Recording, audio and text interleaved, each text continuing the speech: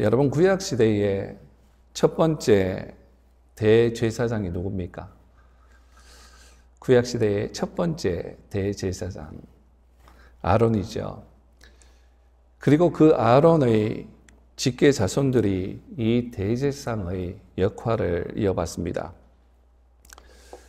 대제사장은 중요한 두 가지 직능이 있었습니다. 하나는 하나님의 말씀을 가르침으로써 사람들에게 하나님을 대표하고, 또 다른 하나는 사람들의 죄를 위해서 예물과 희생 제사를 드림으로써 하나님께 사람을 대표하는 일이었습니다.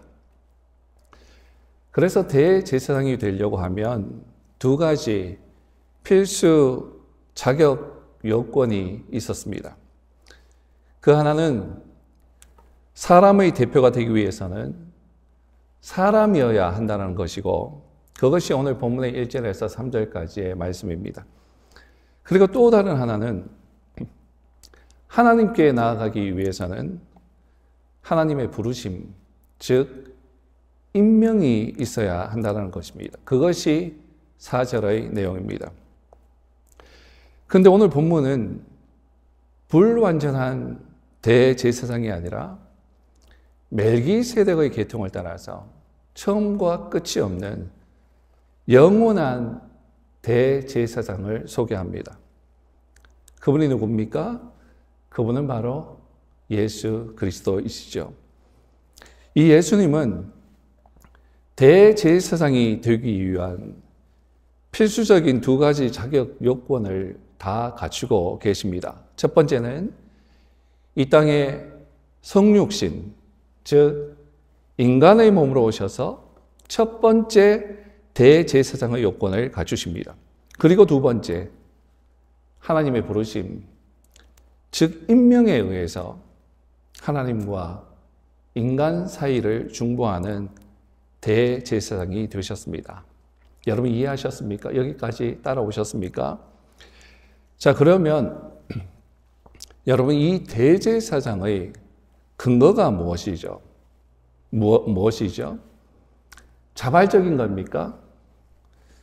저요, 제가 하겠습니다 라고 손들고 자원하면 할 수 있는 역할입니까? 세상사는 그렇죠. 세상 역사는 그렇습니다. 특히 요즘 최근에 대통령 선거를 했는데 보면 자원합니다. 내가 하겠습니다. 나밖에 없습니다. 내가 대통령으로서 적절한 사람이죠. 저 사람보다는 내가 낫죠. 라고 합니다. 그죠? 그러나 대제사장은 자원하는 게 아닙니다. 대제사장은 부르심입니다. 하나님께서 부르신 거예요. 예수님의 제자들은 어떨까요?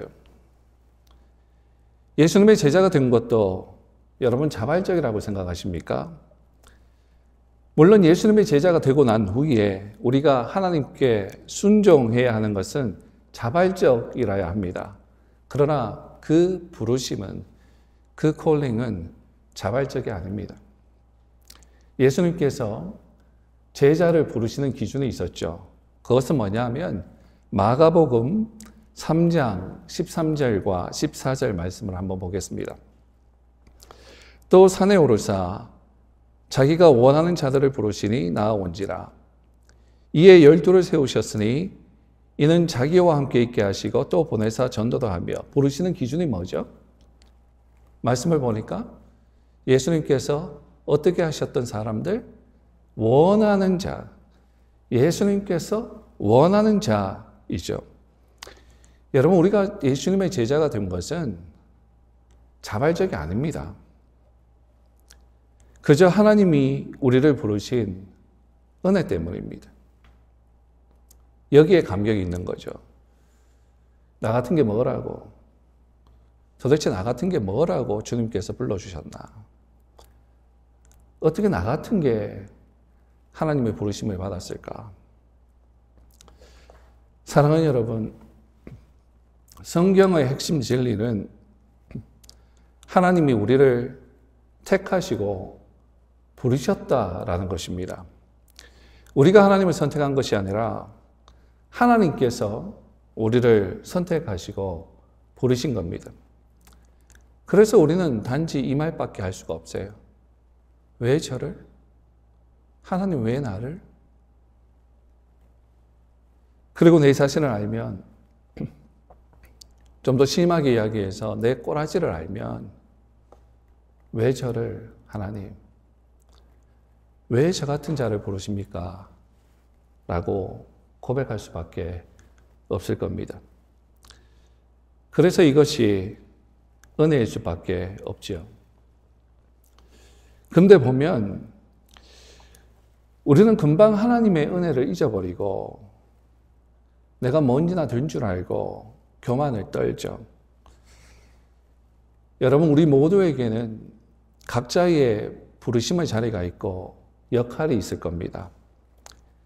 그런데 그 자리와 역할을 감사하지 못하고 그 명예를 스스로 취하려고 하다가 심판을 받는 사람들도 있습니다. 민수기 16장을 보면 고라 자손과 그를 따르는 무리들이 나오죠. 아니에요. 갈 필요 없어요. 제가 말씀을 얘기하니까 말씀 있는 줄 알고 갔는데 조금 있다가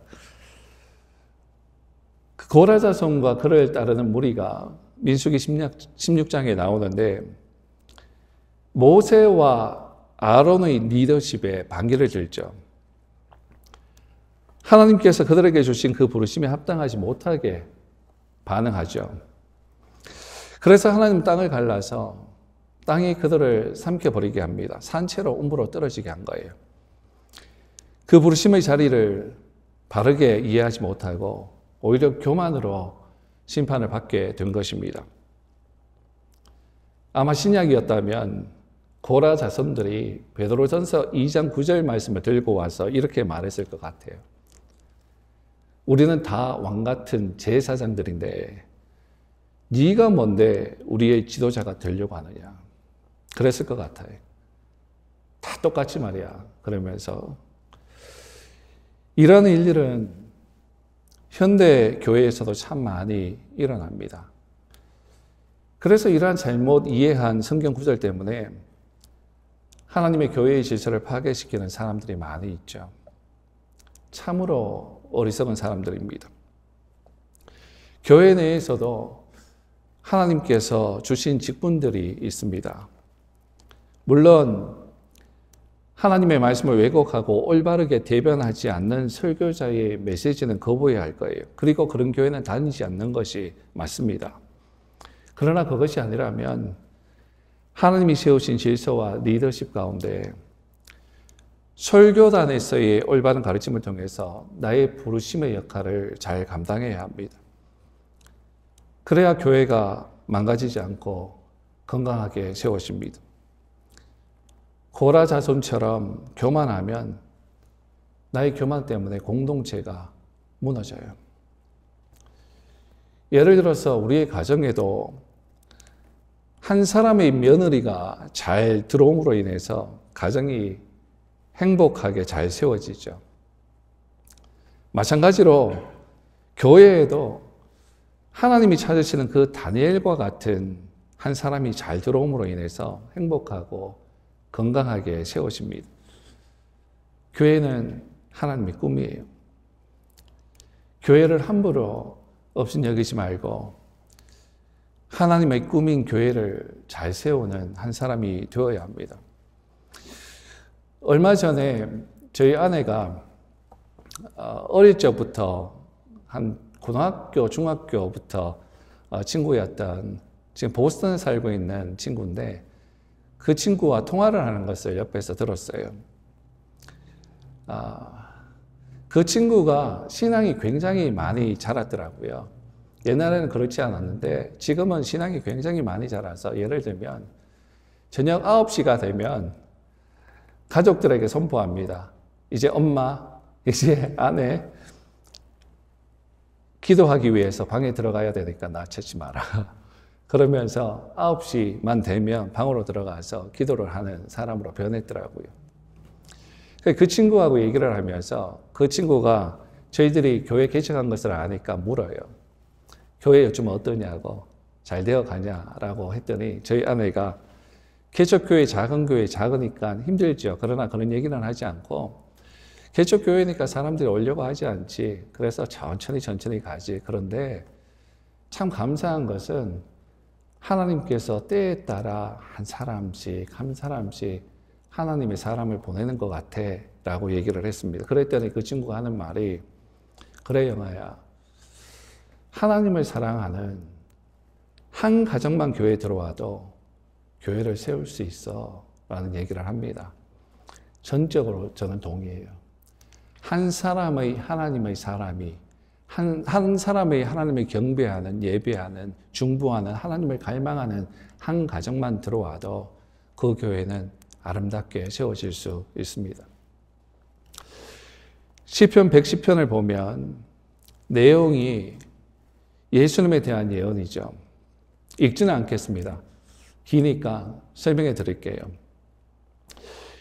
예수님에 대한 예언인데 예수님이 어떤 분인가 나와 있는데 거기서 예수님의 왕권과 대제사장 직분에 대해서 언급하고 있습니다. 그리고 더 나아가서 성경 전체를 통해서 우리가 알 수 있는 것은 뭐냐 하면, 그 다음 이제 그림 주시면 돼요. 예수님의 직분은 세 가지입니다. 첫 번째는 선지자, 두 번째는 대제사장, 그리고 세 번째는 왕입니다. 순서는 상관없어요.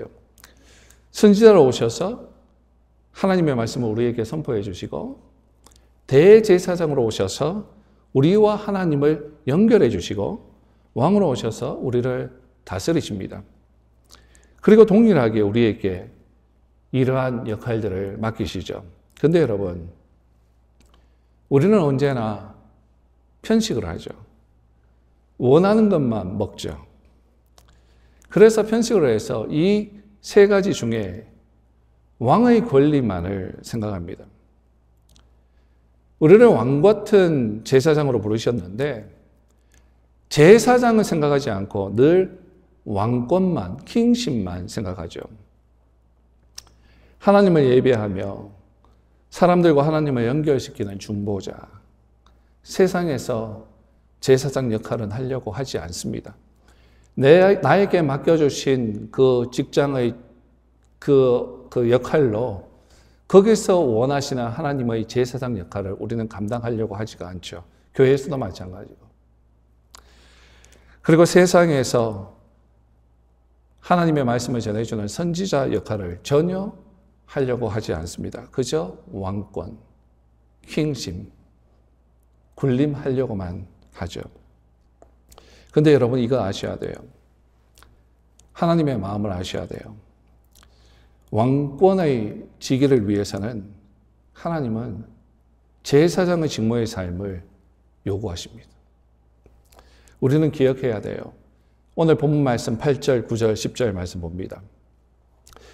그가 아들이시면서도 받으신 고난으로 순종함을 배워서, 그게 왕권의 모습이 전혀 없는 것 같아요. 온전하게 되셨은즉 자기에게 순종하는 모든 자에게 영원한 구원의 근원이 되시고 하나님께 멜기세덱의 반차를 따른 대제사장이라 칭하심을 받으셨느니라. 예수님께서 낮은 모습으로 오셔서 고난으로 순종함을 배워서 온전하게 되시고 영원한 대제사장이 되심을 우리는 기억해야 합니다.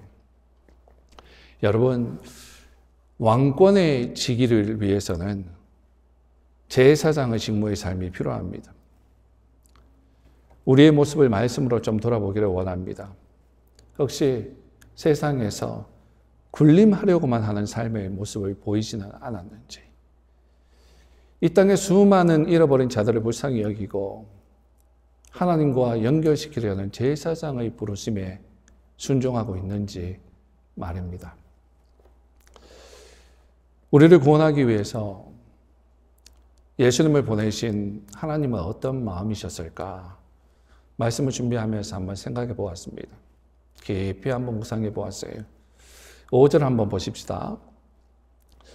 또한 이와 같이 그리스도께서 대제사장 되심도 스스로 영광을 취하심이 아니요 오직 말씀하신 이가 그에게 이르시되 너는 내 아들이니 내가 오늘 너를 낳았다 하셨고, 너는 내 아들이니 내가 오늘 너를 낳았다. 여러분 많이 들어보셨죠? 그죠? 찬양도 이 가사가 있어서 여러분 많이 들어보셨을 거예요. 그런데 여러분 질문할게요. 이 말씀의 의미가 도대체 뭘까요? 왜 여기서 이러한 말씀이 나와 있을까요? 아들, 낳았다. 이 단어를 여러 번 보시면서, 들으시면서 어떤 장면이 생각이 나십니까? 아들, 낳았다 라는 표현으로 봐서 출산의 모습을 생각해 볼 수 있습니다. 여러분, 출산 그러면 어떤 감정이 듭니까? 남자들은 물론 잘 모르겠죠. 그러나 여자들은 굉장히 실감이 날 겁니다. 출산은요, 고통입니다. 그죠? 무슨 말이냐? 하나님의 입장에서 굉장히 고통스럽다라는 겁니다.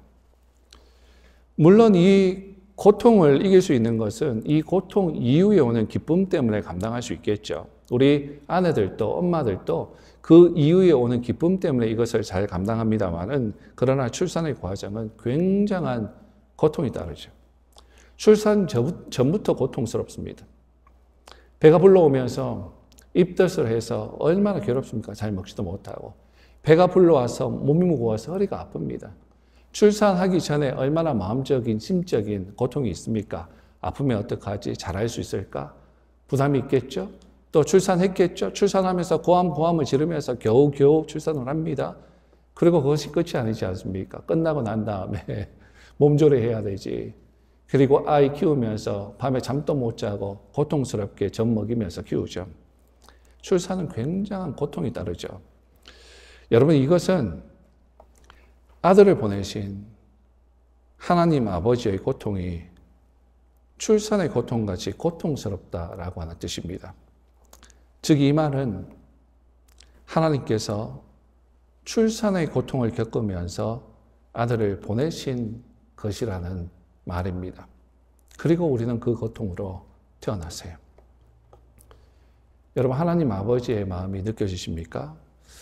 우리를 어떻게 낳으셨는지, 어떻게 하나님의 자녀로 삼으셨는지, 이것이 은혜입니다.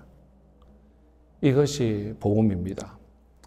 우리를 사랑하시는 하나님 아버지의 마음, 사랑하는 아들을 죽이시기까지 고통을 감내하시면서까지 우리를 사랑하시는 하나님 아버지의 마음, 하나님이 이렇게 우리를 부르셨어요. 제자로, 제사장으로, 자녀로. 오늘 설교의 제목을 바꾸라면 부르심이라고 정해도 좋을 것 같습니다. 오늘 본문의 말씀은 하나님께서 예수님을, 하나님의 백성들을 구원기 위해서 영원한 대제사장으로 부르시는 내용입니다. 그리고 그 부르신 하나님께 반응하는 사람으로서의 예수님의 모습, 태도를 보여주십니다. 어떠한 반응을 보여주셨나? 어떠한 태도의 모습을 보여주셨나? 두 가지를 볼 수 있어요.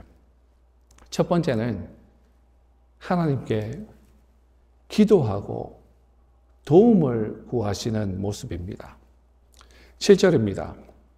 예수님의 모습을 한번 볼까요? 그는 육체에 계실 때에 자기를 죽음에서 능히 구원하실 이에게 심한 통곡과 눈물로 간구와 소원을 올렸고 그의 경건하심으로 말미암아 들으심을 얻었느니라. 예수님은 심한 통곡과 눈물로 간구와 소원을 올리셨죠. 여러분, 예수님은 자신이 죽음을 당하기 위해서 보냄을 받았다라는 것을 잘 알고 계셨습니다. 그리고 실제로 인생을 입으신 예수님은 자신에게 일어날 일로 인해서 큰 고통과 슬픔을 맛보셔야 했습니다. 그래서 예수님은 자기를 죽음에서 능히 구원하시리 하나님께 기도하셨죠. 하나님만이 그 플랜을, 그 계획을 변경하실 수 있으시다라는 것을 아셨습니다. 그래서 예수님께서 이렇게 기도하셨어요. 아버지여, 만일 아버지의 뜻이거든 이 잔을 내게서 옮기시옵소서. 이 잔이 뭡니까? 십자가에서의 죽음이에요. 하나님을 원하시면 하나님 아버지의 뜻이거든 이 잔을 내게서 옮기시옵소서. 그러나 내 원대로 마옵시고 아버지의 원대로 되기를 원하나이다. 인성을 입으신 예수님은 죽기를 원하시지 않으셨지만 아버지의 뜻에 복종하셨습니다. 그리고 십자가에 달리셨습니다. 근데 여러분, 십자가에 달리기를 원하시지 않으셨지만, 두려우셨지만, 고통스러우셨지만 달리셨는데, 그러면 하나님께서 예수님의 기도를 들으신 겁니까? 어떻게 보면 예수님의 뜻하고는 상관없이 순종해야 했고 달려서 끝나버리고 말았는데, 인간적으로 얘기하면 그걸 위해서 예수님이 기도를 하셨는데, 그러면 이 기도가 응답이 된 겁니까? 이 기도가 하나님의 입장에서 응답하셔서 주신 겁니까? 네, 들으신 거예요. 그렇다면 하나님이 그 계획을 변경했다라는 말씀입니까? 아니요. 예수님께서는 하나님께 복종하시기 위해서 극도의 고뇌와 죽음을 겪으셨습니다. 십자가를 될 수만 있다면 피하기를 원하셨지만 피하지를 못하셨습니다. 그러나 예수님이 사망의 권세에서 구원을 받으셨다라고 하는 의미에서 그 기도는 응답되었습니다. 예수님은 부활을 통해서 사망을 이기셨던 것입니다. 예수님의 기도는 응답이 되었어요. 사랑하는 여러분, 기도를 통해서 하나님의 뜻을 이루어가는 예수님의 모습을 우리는 배워야 할 겁니다.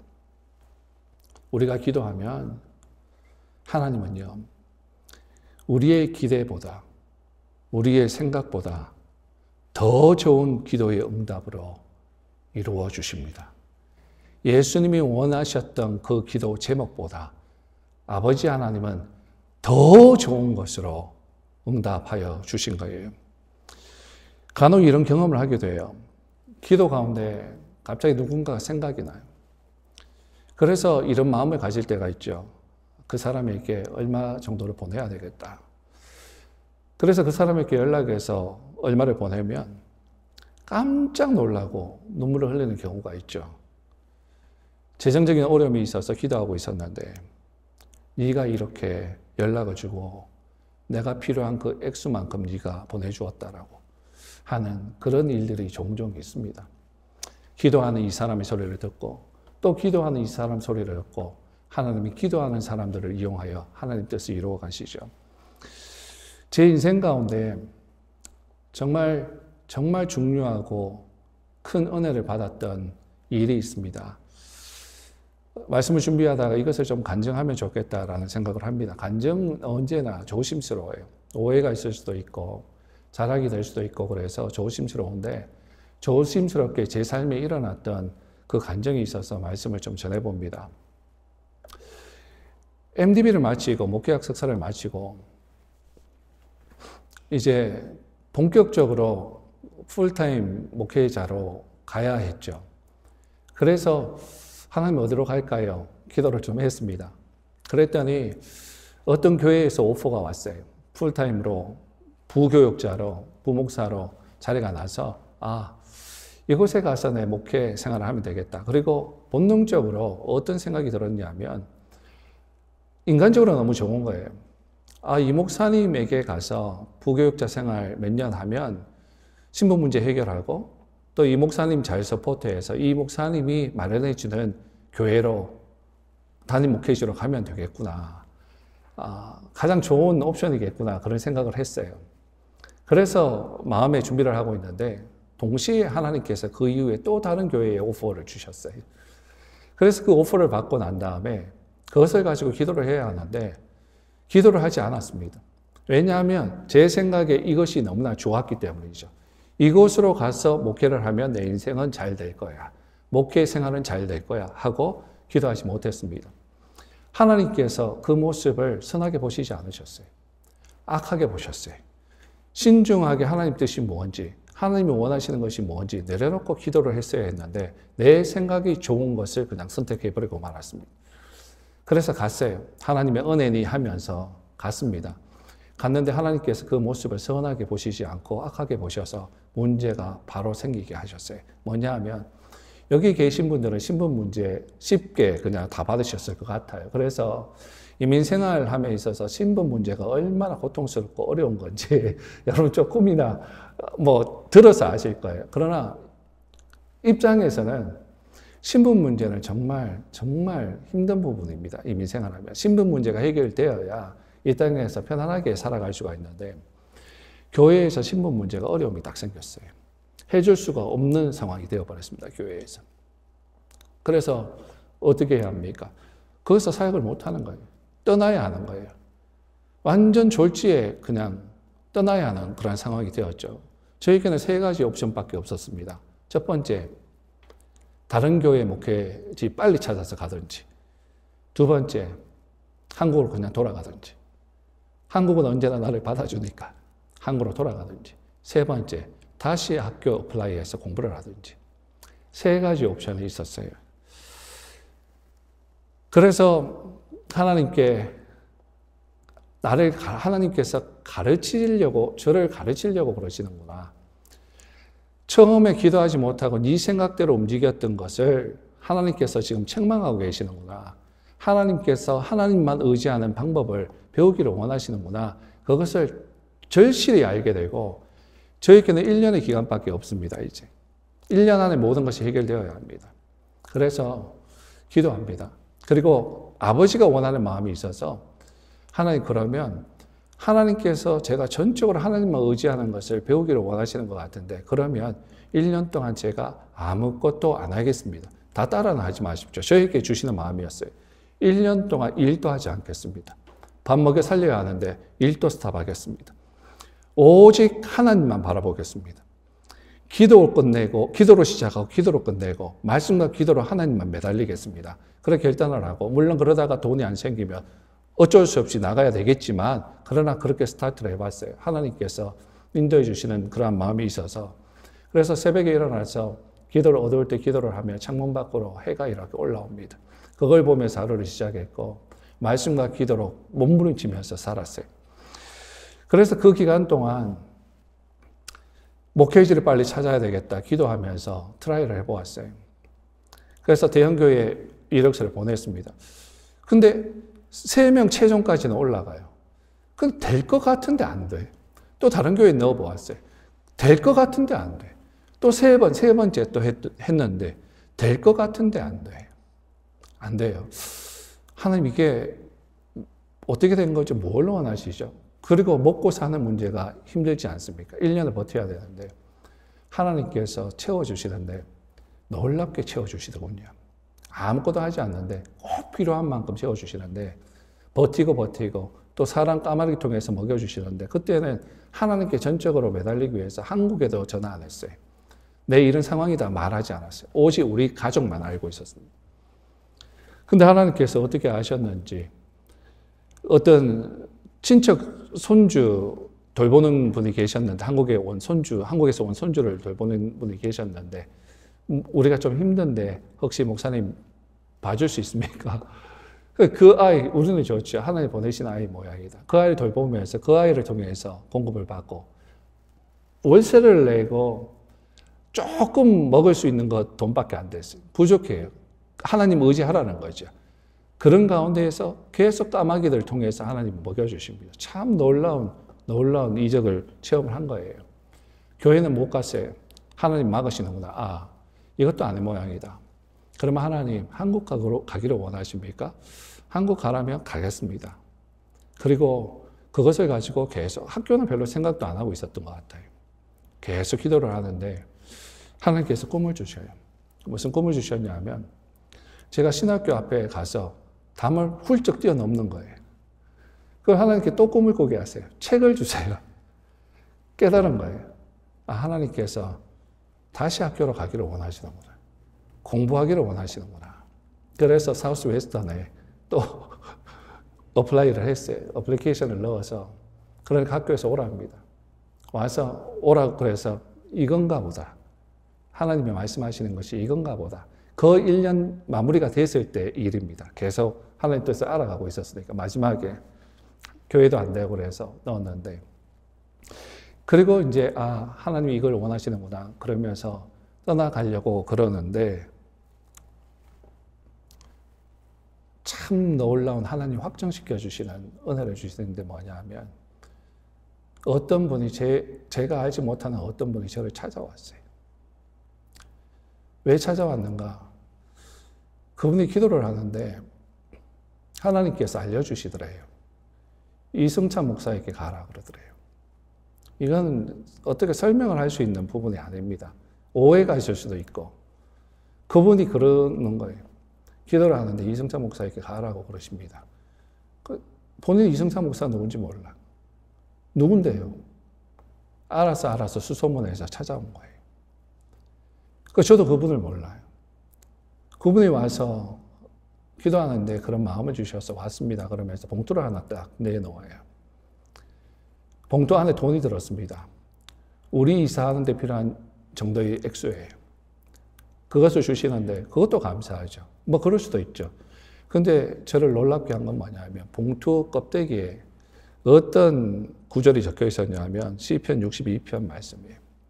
시편 62편 1절 말씀입니다.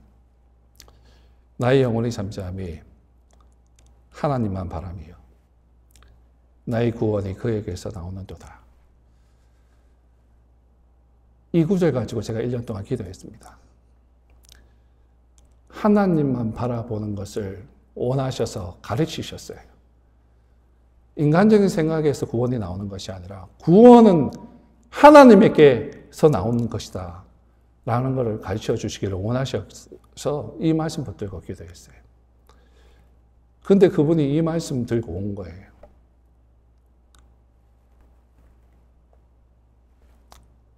사랑하는 여러분, 기도는 우리의 생명입니다. 우리의 호흡입니다. 하나님은 혼자 하실 수 있어요.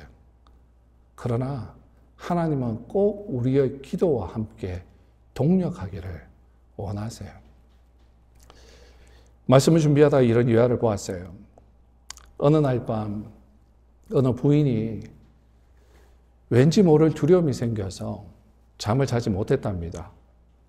남편이 여행을 하고 있는 중이었는데 걱정이 남편이 되더랍니다. 그래서 밤새도록 남편을 위해서 기도하기 시작했고, 평안을 찾지 못하는 그녀의 마음은 그 기도를 통해서 평안과 확신을 얻게 되었답니다. 평안을 얻게 된 시간이 아침 5시경이라고 합니다. 근데 나중에 알고 보니까 그녀가 기도하는 그 시간, 남편은 침몰에 가는 타이타닉이라고 하는 배에서 절망적인 밤을 보내고 있었습니다. 최후의 순간이 이르자 배는 완전히 물에 잠겨버렸고, 그녀의 남편도 배와 함께 거대한 소용돌이 속으로 빨려 들어갔습니다. 근데 돌연 그의 몸이 물 위로 떠올랐고 가까운 곳에 뒤집혀 있는 보트가 보였답니다. 그 남편은 그 위로 올라갔고 곧 다른 구명 보트에 의해서 구조될 수가 있었습니다. 그때의 시각이 대략 아침 5시 정도 되었으니까 바로 그의 아내가 기도 마치고 마음의 평화를 얻었던 그 시각이었습니다. 정말 간절한 아내의 기도가 죽음의 위기에서 남편을 살렸던 것이죠. 여러분, 이것이 기도이고, 그리고 기도의 힘이고, 그리고 하나님은 우리의 기도로 함께 일하기를 원하십니다. 예수님도 십자가에서 벗어나고자 하는 그 유혹을 받으실 때도 기도로서 승리하셨음을 기억하시고 기도에 더욱 힘을 써야 할 줄 믿습니다. 여러분, 기도는 하나님이 원하시는 방법이에요. 우리가 참 많은 사람들이, 특히 목회자들도 그렇고 참 많은 사람들이 사상을 비판하고 어떤 다른 말씀을 비판하고 참 내가 하나님이 되어서 심판하는 그러한 모습을 많이 보여주죠. 물론 비판받아야 하는 어떤 대상을 가지고 비판하는 것은 분명히 필요한 일이죠. 그러나 여러분, 비판을 하기 전에 그 사람이 어떤 사람인가? 만약 그 사람이 하나님과 홀로 보내는 시간을 가지고 있지 않는 사람이라면 그 비판은 아무 의미가 없는 것이 될 수 있습니다. 언제나 가장 중요한 것은, 무엇보다 우선되어야 하는 것은 얼마나 많은 시간을 내가 홀로 하나님과 보내고 있는가, 시간을 보내고 있는가, 그것이 더 중요합니다. 그리고 그러한 사람이 하는 말은 능력이 있습니다. 그것 없이 말하고 옳은 말을 한다고 할지라도 하는 사람들의 말들은 시끄러운 소리예요. 설교도 마찬가지예요. 여러분 기억하십시오. 하나님께서 기도를 얼마나 우리에게 원하시고 요구하시는지 여러분 삶 가운데 기도 빼놓고 살지 않기를 바랍니다. 두 번째는 예수님이 어떤 모습을 보여주셨는가? 순종이에요. 8절 한번 보십시오. 5장 8절. 그가 아들이면서도 받으신 고난으로 순종함을 배워서. 받으신 고난. 여러분 이것이 뭡니까? 이것은 단순히 십자가 사건만이 아니에요. 예수님의 전생의 고난이었습니다. 그리고 그 절정은 바로 십자가의 사건이었고, 그 사건에서 육체적인 고난도 극단적으로 겪으셨지만 또 더 중요한 것은 여러분, 그 십자가에서 아버지께로 버림받는 고통이었습니다. 아버지와 단절되는 고통. 그래서 예수님은 이렇게 절규하세요. 엘리 엘리 라마 사박다니. 나의 하나님, 나의 하나님, 어찌하여 나를 버리셨나이까? 하나님께서 그의 아들을 통하여 우리에게 쏟아야 하는 모든 죄의 진노의 심판을 아들에게 쏟으실 때 아들인 예수님은 부르짖었습니다. 마치 시편 22편에 성령이 다윗의 입을 통해서 십자가의 고통을 기록하고 있는 것처럼 시편 22편이 예수님의 그 십자가의 사건을 지금 예언하고 있는 거예요. 이렇게 표현하죠. 어떻게 이걸 알고 이렇게 기록을 하는지. 그러니까 성령 하나님의 감동으로 쓰여진 거죠. 이렇게 표현합니다. 내 하나님이여, 내 하나님이여, 어찌 나를 버리셨나이까? 어찌 나를 멀리하여 돕지 않으시며 내 신음하는 소리를 듣지 않으십니까? 그죠? 정말로 하나님 아버지는 그 예수님의 부르짖음에 등을 돌리셨어요. 그래서 그의 지으심을 받은 모든 피조물들도 창조자의 슬픔에 동참하듯 태양도 빛을 잃고 세상에 어둠이 임한 것을 보여주었습니다. 여러분, 십자가의 고통은 아버지께로 버림받는 고통입니다. 단절되는 고통. 그것이 예수님에게는 육체의 고통보다 더 큰 고통이었죠. 심지어 제자들까지도 예수님을 버리고 도망하였죠. 사랑하는 여러분, 예수님은 자발적으로 이 땅에 오신 것이 아닙니다. 바로 부르심을 받고 그 하나님의 구원 계획에 순종하시기 위해서 오셨습니다. 그 순종의 십자가를 지시기 위해서 그 부르심에 순종하셨죠. 이것이 바로 우리가 배워야 할 절정의 교훈입니다. 말씀 앞에 순종하라. 말씀 앞에 순종하라. 사랑하는 여러분, 하나님 우리를 부르세요. 부르셨고 그리고 또 부르세요. 우리를 부르시기 위해서 부르심을 받은 예수님의 샘플을 보여주시고 우리에게 그 길을 따르라고 부르십니다. 그 부르심의 길을 가기 위해서는 오늘 두 가지가 필요하다라고 말씀하세요.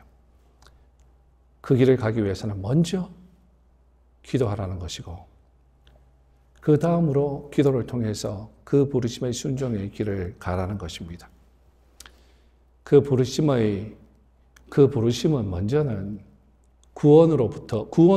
구원으로의 부르심이죠. 그러나 그것이 하나님의 최종 목적이 아닙니다. 그것은 구원으로의 부르심 이후에 있어야 하는 섬김으로의 부르심이에요. 디모데후서 1장 9절 말씀 한번 보겠습니다. 하나님이 우리를 구원하사 거룩하신 소명으로 부르심은 우리의 행위대로 하심이 아니요 오직 자기의 뜻과 영원전부터 그리스도 예수 안에서 우리에게 주신 은혜대로 하심이라. 처음에 보면 구원하시죠. 하나님이 우리를 구원하셨어요. 그리고 그 다음에 뭐라고요? 구원하셨어요. 구원을 위해서 부르셨어요. 그 다음에 뭐라고요? 우리를 거룩한 소명으로 부르세요. 여러분 구원에만 머물러 있지 않기를 바랍니다. 구원 이후에 부르시는 그 소명이 우리에게 있습니다. 여러분 그 소명을 여러분들은 잘 감당하고 있습니까? 교회의 타락과 교회의 부패가 여기에 있어요. 모두가 구원의 부르심에만 반응하고 끝나버립니다. 그러나 하나님은 부르신 이유가 있죠. 우리를 구원한 이유가 있죠. 그 이후에 하나님의 나라를 위하여 부르신 그 이유가 있죠. 각자의 역할에 따라 하나님은 불러주셨어요. 그 역할을 다 잊고 있습니다. 왕권만 생각합니다. 구원받은 것만 생각합니다. 그리고 하나님 맡겨주신 그 직무는 소홀히 하고 있어요. 그러기에 교회는 부패가 일어나고 교회는 영향력을 끼칠 수 없는 더러운 곳이 되어버리고 말았어요. 데살로니가전서 4장 7절에서 8절 말씀 한번 보십시오. 하나님이 우리를 부르심은 부정하게 하심이 아니요 거룩하게 하심이니 그러므로 저버리는 자는 사람을 저버림이 아니요 너희에게 그의 성령을 주신 하나님을 저버림이니라. 우리를 부르신 것은 뭐라고요? 부정한 삶을 위해서가 아니라 거룩한 삶을 위해서 부르셨다. 이것을 저버리는 것은 우리가 사람을 저버리는 것이 아니라 우리에게 가장 귀한 선물인 성령을 주신 하나님을 저버리는 것입니다.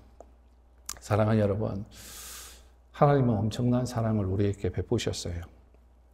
그리고 가장 귀한 선물인 성령을 주시고 성령을 주셨다는 것은 우리를 구원하셨다는 겁니다. 그리고 우리를 부르십니다. 하나님 나라와 영광을 위해서, 당신의 꿈인 교회를 위해서 그 부르심을 저버리는 자가 아니라 그 부르심에 순종하는, 예수님처럼 순종하는 우리 모두가 될 수 있어야 할 것입니다. 말씀을 정리합니다. 두 가지 알려주셨어요. 인성을 가지고 오신 성육신 하신 예수님께서 보여주셨던 그 두 가지의 모습, 오늘 본문에 나오는 두 가지의 모습, 그리고 우리에게 도전하십니다. 나처럼 너희도 그렇게 따르라. 첫 번째, 기도하는 모습. 예수님의 기도하는 모습. 1시간도 깨어서 기도할 수 없더냐 라고 책망하셨던 그 예수님의 소리를 우리는 기억해야 됩니다. 그리고 두 번째, 예수님의 순종하시는 모습. 그 모습이 예수님을 따르는 제자들인 우리들의 모습이 될 수 있기를 바랍니다. 기도하겠습니다.